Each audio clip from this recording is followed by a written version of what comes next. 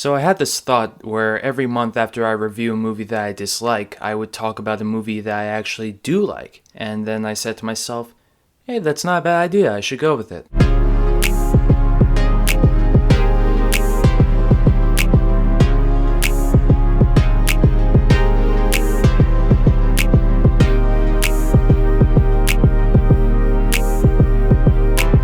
I hate you, but I envy you because it's purity, it's marvelous, it's humor based on you. No one else could do it but you. The King of Comedy is a movie starring Robert De Niro and Jerry Lewis, and is directed by Martin Scorsese, one of the greatest filmmakers of all time. It was Scorsese and De Niro's fifth film together, and unfortunately it was not a financial success when it was released. But as time has gone on, the movie has received more and more attention from audiences, and is now considered by many, including me, to be one of Scorsese's best movies. It actually served as a huge inspiration for Joker. That's very funny, Murray.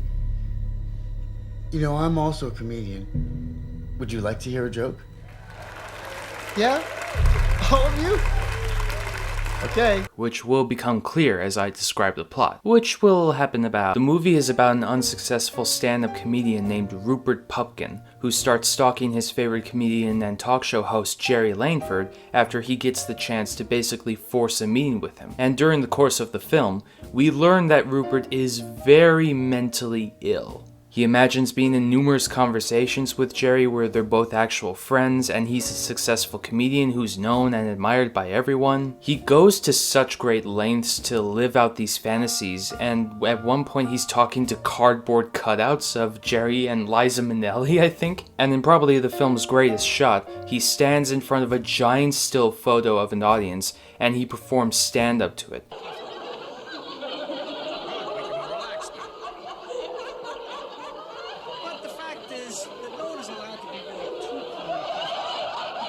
These scenes are very uneasy to watch because Rupert's entire situation and attitude is very creepy. But it manages to also capture a lot of comedy too, especially with Rupert's mom always yelling at him. Rupert!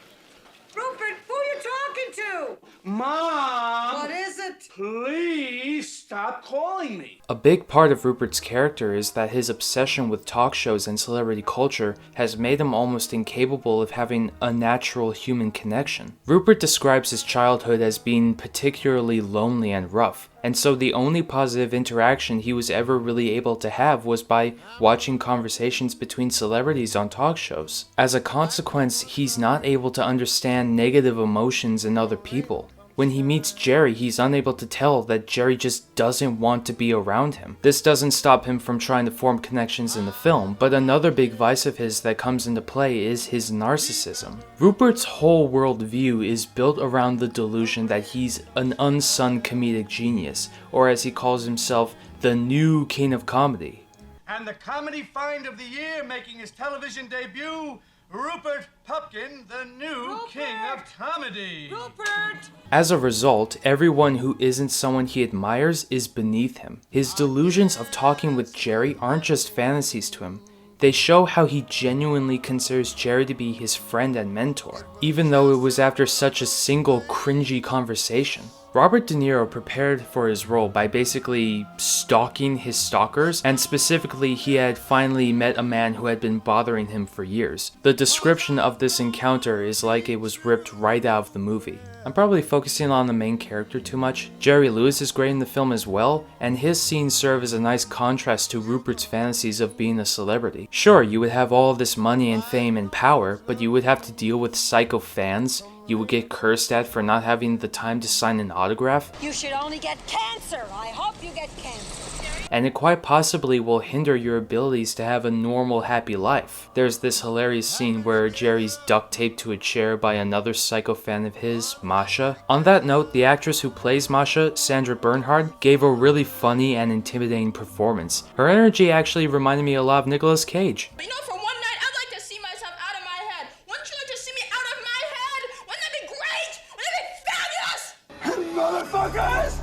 You're going to open this motherfucking door! On Scorsese's part, he shot the film in a very grounded style, which was apparently inspired by early silent movies, and it actually helps give the film a subtly classic visual feel. But still, by all accounts, Scorsese has a complicated relationship with the film. He loves the performances by De Niro and Lewis to the extent that he considers it De Niro's best performance, but he was in poor health while shooting it, which is hell to go through, believe me, and the subject matter itself was so unsettling for him that he just avoided seeing it after he finished making it. That unpleasant subject matter ended up being a big reason why the film failed at the box office back then, but it's also kind of the main reason why it's become more retroactively successful. We now live in a media-fixated world where we not only get to see our favorite celebrities on talk shows, but we can follow them on social media, we can win contests to spend an afternoon with them, and if we're really crazy, we can track down their IP address and invade their homes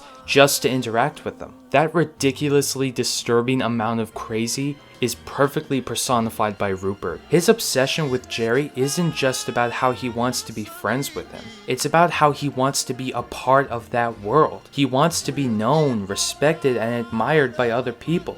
But more importantly, he wants to escape from the life he has, which is more than pathetic. What's the matter with you? Mom! He wants to have a validation to his existence. And the craziest part is that there are people all over the world who want the same thing through the same means. Little known YouTubers, wannabe TikTok stars, most Instagram people, whether they like it or not, they all have a voice. Through Rupert Pupkin. Sounds familiar, doesn't it? Did that get too preachy? Oh well. This movie might not be for everyone, but it is great, and I would highly recommend it. Go watch it, and then take a star off of your rating for Joker since it's a ripoff of this. What is it with you people?